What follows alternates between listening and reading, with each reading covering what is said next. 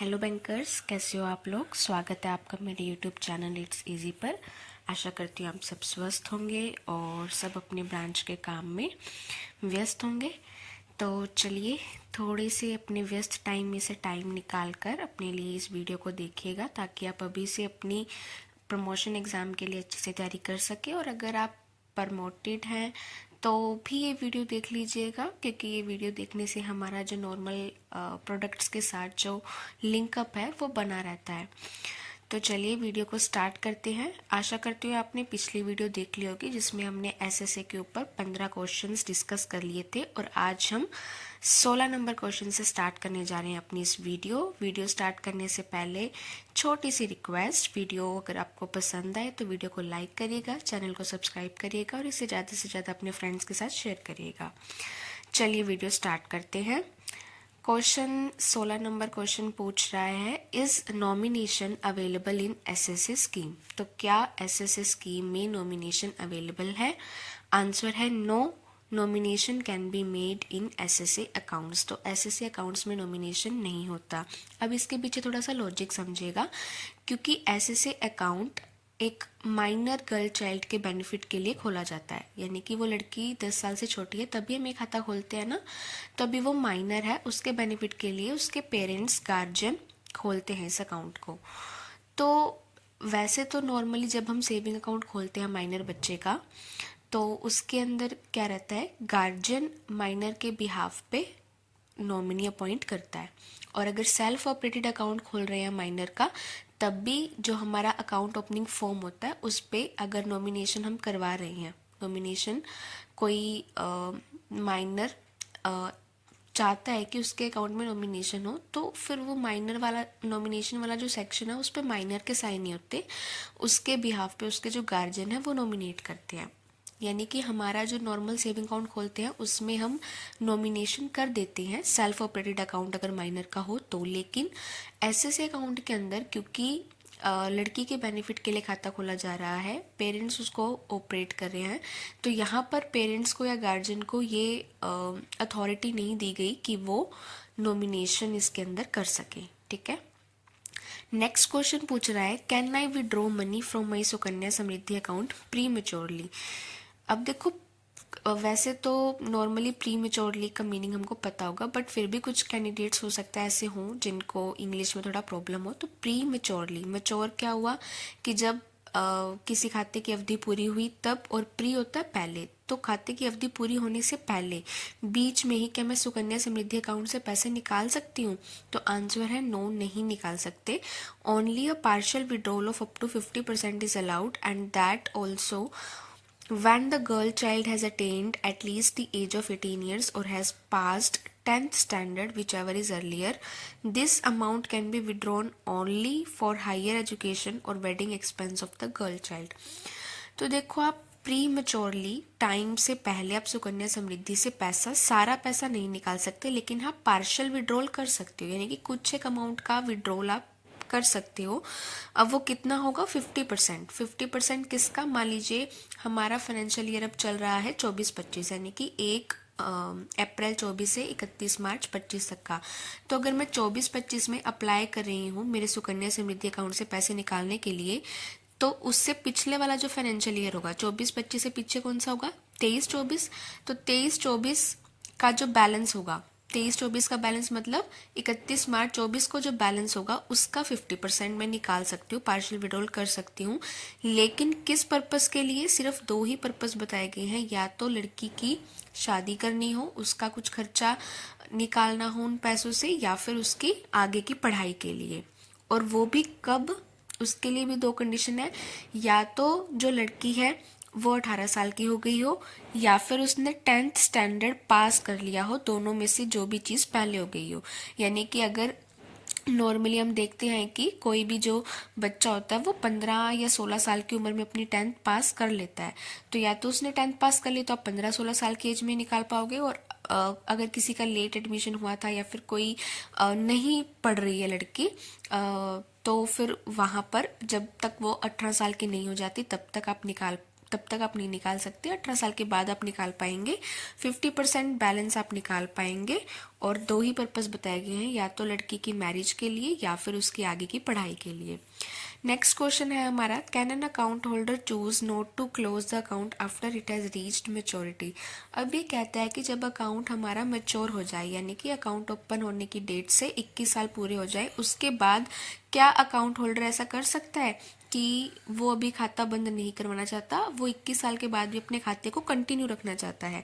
तो आंसर है yes, an account holder can choose to continue this scheme even after it has reached maturity. तो कहता है हाँ, अकाउंट होल्डर की मर्जी है, अगर मेच्योरिटी के बाद भी वो अकाउंट को कंटिन्यू रखना चाहता है तो वो रख लेगा। Next question 18A, can we close SSA account prematurely. अब जो हमने 17 नंबर क्वेश्चन पढ़ा था ना, उसमें था कि हम विड्रॉ कर सकते हैं अमाउंट प्री मेच्योरली या नहीं। इसमें है क्या टाइम से पहले प्री मेच्योरली हम एसएसए अकाउंट को बंद करा सकते हैं क्या नहीं। तो आंसर देखिए क्या लिखा हुआ है। फर्स्ट पॉइंट में हमें बता रहा है, in the event of death of the account holder the account shall be closed immediately on application in form 2 on production of death certificate issued by the competent authority. तो pre maturely कौन कौन से cases होंगे जब ये account हम close कर पाएंगे। पहला तो जो अकाउंट होल्डर है उसकी डेथ हो जाए, यानी कि जो जिस गर्ल चाइल्ड के नाम पे खोला गया था, अगर उसकी कुछ ऐसी एक्सीडेंटली या कुछ भी अनएक्सपेक्टेडली डेथ हो जाती है तो फिर वो अकाउंट बंद हो जाएगा। सेकेंड पॉइंट है, interest for the period between the date of death of account holder and date of closure of the account shall be paid at the rate applicable on post office saving account for the balance held in the account. अब ये क्या कहता है कि जिस date को death हुई है अकाउंट होल्डर की और जिस डेट को हमने अकाउंट क्लोज करा है, उसके जो बीच का पीरियड होगा उस पे जो रेट ऑफ इंटरेस्ट मिलेगा, वो कौन सा रेट ऑफ इंटरेस्ट मिलेगा, वो मिलेगा पोस्ट ऑफिस सेविंग्स अकाउंट का। थर्ड पॉइंट क्या कहता है, where the accounts office is satisfied that in case of extreme compassionate grounds such as medical support in life-threatening diseases of the account holder or death of the guardian, that the operation or continuation of the account is causing undue hardship to the account holder। देखो इसको टुकड़ों में समझो, ऐसे इकट्ठा समझाऊंगी तो शायद समझ नहीं आएगा। Where the accounts office is satisfied, accounts office यानी कि जब हम प्री मेच्योरली क्लोज करते हैं तो बैंक ब्रांचेस की अपनी पावर नहीं होती उसको सीधा ही क्लोज करने की, तो इसमें शायद तक एक प्रोसेस रहती है जिसमें हमें परमिशन लेनी होती है। शायद तक हम एप्लीकेशन जो है वो हमारे सर्कल के थ्रू रूट करते हैं और वो फिर जोनल या एचओ होते होते फाइनेंस डिपार्टमेंट तक वो परमिशन जाती है।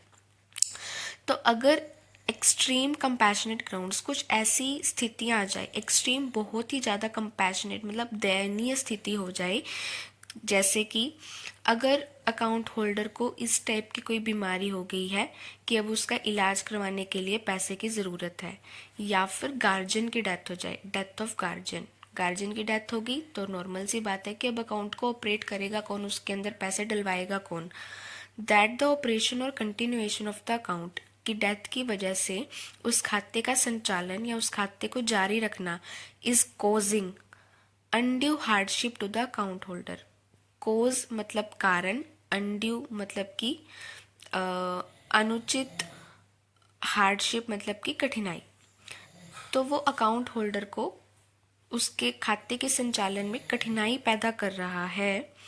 It may, after complete documentation establishing the grounds for such closure by order and for reasons to be recorded in writing, allow premature closure of the account। तो account office के पास जब हम उस चीज़ का एविडेंस, उस चीज़ का प्रूफ प्रेजेंट करते हैं तो वो सारी चीज़ों को, सारे फैक्ट्स को रिटर्न में नोट करने के बाद हमें परमिशन दे देते हैं उस अकाउंट को प्रीमेच्योरली क्लोज करने की। ठीक है। Outstanding balance in the account with interest due as applicable to the scheme shall be paid to the account holder और guardian as a case may be. तो जितना भी उस टाइम खाते में बैलेंस होता है उसके ऊपर जो नॉर्मल रेट ऑफ इंटरेस्ट होती है वो लगाकर अकाउंट होल्डर या फिर गार्जियन को वापस वो पैसा कर दिया जाता है। provided that no premature closure of an account under this sub paragraph shall be made before completion of 5 years from the date of opening of the account। But एक शर्त लगाई गई है कि किसी भी खाते का प्री मेच्योर क्लोजर तब तक अलाउड नहीं किया जाएगा जब तक उस खाते को खुले हुए कम से कम 5 साल ना हो जाए। यानी कि अगर प्री मेच्योर क्लोजर करना है तो ये ज़रूरी है कि आपका खाता कम से कम 5 साल तक चला होना चाहिए। ठीक है, नेक्स्ट क्वेश्चन है what is the taxation process of amount deposited under Sukanya Samriddhi scheme. Answer क्या है, there is a limit of ₹1,50,000 for deposit in the Sukanya Samriddhi account in a year. तो हमने पहले भी डिस्कस किया था, सुकन्या समृद्धि अकाउंट में एक साल में मिनिमम हमें 250 रुपये और मैक्सिमम हम 1.5 लाख रुपए तक का कंट्रीब्यूशन कर सकते हैं, which is exempt from taxation. तो ये 1.5 लाख रुपए पे कोई टैक्स की अमाउंट नहीं लगती, इसको एग्जाम्प्ट किया गया है। यानी कि एग्जाम्प्ट का मतलब क्या है कि एग्जाम्पशन को ये हिंदी में क्या बोलेंगे कि छोड़ा गया है, मतलब उसको इंक्लूड नहीं करते, आपकी इनकम नहीं मानते, इनकम का पार्ट नहीं मानते। Any amount above this will not fetch any income tax relief under section 80C of the income tax act. अब ये बोल रहा है कि अगर 1.5 लाख से ज़्यादा रुपए आप कंट्रीब्यूट करते हो इस अकाउंट पे, तो वो जितना भी एक्सेस आप कंट्रीब्यूट करोगे उसके ऊपर आपको इनकम टैक्स रिलीफ नहीं मिलता है सेक्शन 80C में। तो वो जो जितना एक्सेस अमाउंट होगा वो आपकी इनकम का पार्ट माना जाएगा और उसके अकॉर्डिंग आपकी इनकम बनेगी जिस पर आपको टैक्स पे करना पड़ेगा। नेक्स्ट क्वेश्चन कहता है can both parents claim tax deduction for Sukanya Samriddhi deposit amount under section 80C। अब ये कहता है कि एक बच्चे का अकाउंट है, एक गर्ल चाइल्ड का अकाउंट है, क्या दोनों पेरेंट्स उसके अंदर डिडक्शन टैक्स डिडक्शन क्लेम कर सकते हैं सेक्शन 80C के अंदर। आंसर है no, only one of the parents और guardians can claim tax rebate as per section 80C for the amount deposited under Sukanya Samriddhi. देखो इसको ध्यान से समझना, पहले हमने पहले वाले पार्ट में डिस्कस किया था कि कोई भी एक जो पेरेंट है, गर्ल चाइल्ड का कोई भी एक पेरेंट है, वो उसके बिहाफ पे खाता खुलवा सकता है, चाहे उसकी मर्जी है पोस्ट ऑफिस में खुलवाए चाहे बैंक में खुलवाए। तो अब मान लीजिए कि मदर ने खुलवाया है खाता लड़की के बिहाफ पे, मदर ने खुलवाया तो मदर उसके अंदर हर साल जितना भी वो कंट्रीब्यूशन करना चाहती है वो हर साल कंट्रीब्यूट कर रही है। अब ये पूछता है कि क्या दोनों पेरेंट्स टैक्स डिडक्शन ले सकते हैं। तो देखो कंट्रीब्यूशन खुलवा दिया, मदर ने खाता खुलवा दिया, ठीक है, लेकिन अगर फादर के पास मान लो किसी मंथ में मान लो उनको कंपनी की तरफ से कहीं पे जहाँ पे भी वो जॉब करते हैं वहाँ से बोनस मिला 50,000 रुपये, उन्होंने सोचा कि घर पे लेके जाऊँगा तो खर्च हो जाएंगे, तो चलो मैं इसको अपनी बेटी के सुकन्या समृद्धि अकाउंट में डलवा देता हूँ। तो वो डलवा तो सकते ही है ना, मतलब जो हमारी डिपॉजिट स्लिप होती है उस पर खाता नंबर अपनी बेटी का नोट करके उसका नाम नोट करके और वो 50,000 रुपये जमा करा सकते हैं। हालांकि खाता उसके बिहाफ पे मतलब जो लड़की है उसके बिहाफ पे उसकी मदर ऑपरेट कर रही है, बट पैसा तो कोई भी जमा करा सकता है ना, तो उसके पिता ने जमा करा दिए, बाकी उसकी मम्मी भी टाइम टाइम पे जितना भी उनको मिलता है कंट्रीब्यूशन कराने के लिए अमाउंट वो कंट्रीब्यूशन करा देती है। तो अब ये केस में आपको डाउट होगा कि क्या फादर ने भी जमा करा दिया, फादर भी डिडक्शन ले सकते हैं, और मदर ने भी जमा करा दिया तो मदर भी डिडक्शन ले सकती है। तो नहीं, सिर्फ एक ही पेरेंट ले सकता है और वो भी मैक्सिमम 80C के अंदर 1.5 लाख रुपए तक की। अब वो चाहे कोई भी ले ले, मदर को लेनी है तो मदर ले ले, फादर को लेनी है तो वो फादर ले ले, दोनों जने नहीं ले सकते। नेक्स्ट क्वेश्चन है can a loan be granted against SSA account. क्या SSA अकाउंट के अगेंस्ट लोन दिया जा सकता है? तो आंसर है नहीं। PPF में दिया जा सकता था। अगर आपको PPF वाली लोन अमाउंट और कितना % देते हैं ये याद नहीं है तो पिछले वीडियो जाके देखो, बट SSA में नहीं दे सकते। नेक्स्ट क्वेश्चन है आपके पास can I convert my normal bank deposit account to Sukanya Samriddhi account. तो क्या एक नॉर्मल सेविंग अकाउंट जो कि अगर गर्ल चाइल्ड के नाम पे खुलवा रखा है तो क्या उसको हम स्कीम चेंज करके सुकन्या में कन्वर्ट कर सकते हैं? तो आंसर है नहीं। क्यों नहीं कर सकते? क्योंकि सुकन्या समृद्धि स्कीम बिल्कुल ही अलग स्कीम है, गवर्नमेंट स्पॉन्सर्ड स्कीम है। इसको हम नॉर्मल CBS में नहीं खोलते हैं, हमारे पास गवर्नमेंट बिजनेस मॉड्यूल होता है, GBM होता है, उसमें जाके उसका अकाउंट खुलता है। और इसके लिए डॉक्यूमेंट भी हम अलग लेते हैं, अलग इन द सेंस कि हमें जो गर्ल चाइल्ड होती है उसका बर्थ सर्टिफिकेट लेना होता है, हमें ये देखना होता है कि वो, क्योंकि ये अकाउंट है वो 2 लड़कियों का ही खुल सकता है, तो हमें ये भी इंश्योर करना होता है कि जिस भी लड़की का हम खाता खोल रहे हैं वो या तो फर्स्ट बर्थ में हो, फर्स्ट बर्थ की लड़की हो, या फिर सेकंड बर्थ में हो, है ना, उससे ज़्यादा की नहीं हो। और this scheme can be transferred, sorry ऊपर वाला था ना, Sukanya Samriddhi is a special scheme aimed at uplifting the financial status of girls in the country and as such conversion of account is not allowed, तो कन्वर्जन इसका allowed नहीं है। Next question, is the Sukanya Samriddhi scheme transferable as per location, तो क्या खाते को हम एक ब्रांच से दूसरी ब्रांच में ट्रांसफर कर सकते हैं, तो आंसर है यस, कर सकते हैं। पोस्ट ऑफिस से बैंक में भी कर सकते हैं, एक बैंक से दूसरे बैंक में भी कर सकते हैं, और एक बैंक की ब्रांच से दूसरे बैंक की ब्रांच में भी कर सकते हैं। एक बैंक से दूसरे बैंक का मतलब क्या है, सपोज किसी का बैंक ऑफ बड़ौदा में था और अब उनको बैंक ऑफ बड़ौदा से पीएनबी में शिफ्ट कराना है, तो ये चीज़ भी पॉसिबल है। और पीएनबी की किसी एक ब्रांच में था, सपोज दिल्ली की ब्रांच में था, अब दिल्ली की ब्रांच से उनको फरीदाबाद की ब्रांच में ट्रांसफ़र करना है, तो ये चीज़ भी पॉसिबल है। ठीक है, दोनों चीज़ें ही हो सकती हैं। नेक्स्ट क्वेश्चन है, is the Sukanya Samriddhi scheme available through out India, तो क्या पूरे देश में ये स्कीम अवेलेबल है, पूरे देश के किसी भी बैंक में जाके, किसी भी पोस्ट ऑफिस में जाके क्या हम सुकन्या समृद्धि का खाता खुलवा सकते हैं, आंसर है यस, जी हाँ, खुलवा सकते हैं। क्यों, क्योंकि ये सेंट्रल गवर्नमेंट स्कीम है, केंद्र सरकार की स्कीम है ये, इसलिए आपको देश के हर राज्य में ये स्कीम मिलेगी। Has the interest rate on Sukanya Samriddhi scheme changed since the time of launch, अब ये पूछ रहा है क्या सुकन्या समृद्धि स्कीम पर जो रेट ऑफ इंटरेस्ट डिसाइड करी गई थी उसमें कुछ बदलाव आया है लॉन्च होने के बाद से, तो आंसर इसका है the applicable interest rate is announced by the government from time to time, तो इसका आंसर थोड़ा सा आप मॉडिफाई कर लेना, आपको पता भी होगा सुकन्या समृद्धि स्कीम का जो रेट ऑफ इंटरेस्ट है वो क्वार्टरली डिसाइड होता है।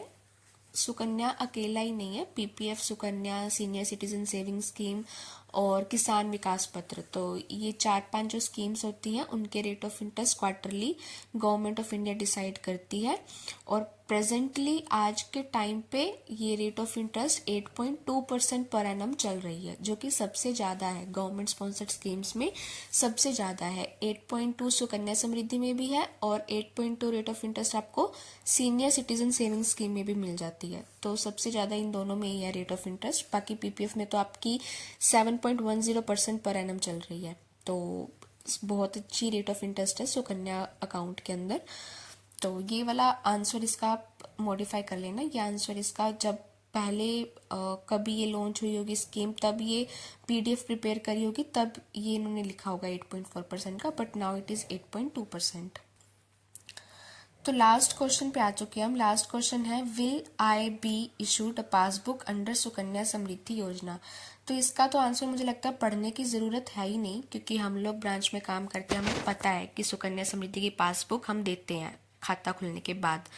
पीपीएफ का अकाउंट खोलते हैं उसकी भी पासबुक देते हैं, एससीएसएस का अकाउंट खोलते हैं उसकी भी पासबुक देते हैं, तो आंसर आपको पता ही है, yes, a passbook will be furnished to all account holders of the Sukanya Samriddhi scheme to track all your transactions, ताकि आपको पता चल सके आप कब कब आपने कितना कितना पैसा जमा कराया और आपका कितना बैलेंस आउटस्टैंडिंग है इस अकाउंट के अंदर।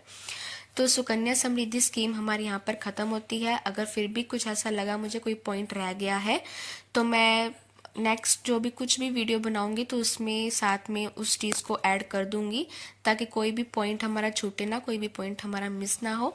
तो एक चीज़ क्लियर करना चाहूँगी, हो सकता है आपके मन में ये डाउट हो कि क्या हमें अभी से अपनी तैयारी स्टार्ट करनी चाहिए, तो ये कम्प्लीटली आपका डिसीज़न है। जब भी आपको लगे कि आप रेडी हैं इस एग्ज़ाम के लिए तैयारी करने को, तभी आप ये वीडियो को देख सकते हैं। मेरी तरफ से आपको कोई बाउंडेशन नहीं है, बट एक छोटा सा सजेशन मैं यही देना चाहूँगी कि जितना ज़्यादा हम किसी चीज़ को रिवाइज़ करते हैं उतने अच्छे से हमें वो चीज़ याद रहती है। तो अभी आपके पास टाइम है, कोई आपके ऊपर मेंटली कुछ प्रेशर भी नहीं है एग्ज़ाम को लेके, तो आप अच्छे से इस चीज़ को पढ़कर और समझ सकते हैं, ताकि जब आने वाले टाइम में जब हमारे पास कम टाइम रह जाता है, तब जब हमें क्विक रिविजन्स लेनी होती हैं, तब हमें कहीं ये ना लगे कि हमारा बेसिक ही क्लियर नहीं है। तो बस यही बात थी। वीडियो कैसी लगी आपको ज़रूर अपने कमेंट्स लिखना, और अच्छी लगी तो प्लीज़ लाइक करना। थैंक यू इस वीडियो को देखने के लिए, मुझसे जुड़ने के लिए। Thank you so much.